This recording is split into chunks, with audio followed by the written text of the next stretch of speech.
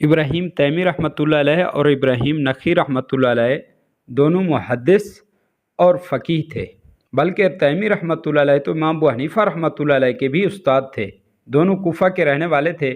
حجاج بن یوسف کا زمانہ تھا۔ ایک مرتبہ نخعی رحمۃ اللہ علیہ نے حکومت وقت کے خلاف کوئی فتویٰ صادر کیا جس پر حکومت آگ بگولا ہو گئی اور نخعی رحمۃ اللہ علیہ کو گرفتار کرنے کے لیے پولیس بھیج دی۔ اتفاق سے عین گرفتاری کے وقت تیمی رحمۃ اللہ علیہ نخعی رحمۃ اللہ علیہ کے گھر میں موجود تھے۔ چونکہ اس زمانے میں تصویر کا رواج نہیں تھا، اس لیے پولیس والے نخعی رحمۃ اللہ علیہ کی شکل و صورت سے ناواقف تھے۔ جب پولیس والے نے کہا کہ ہم ابراہیم کو گرفتار کرنے کے لیے آئے ہیں تو فوراً تیمی رحمۃ اللہ علیہ نے کہا کہ ابراہیم تو میں ہوں، حالانکہ انہیں بخوبی علم تھا کہ پولیس والے نخعی رحمۃ اللہ علیہ کو گرفتار کرنے کے لیے آئے ہوئے ہیں۔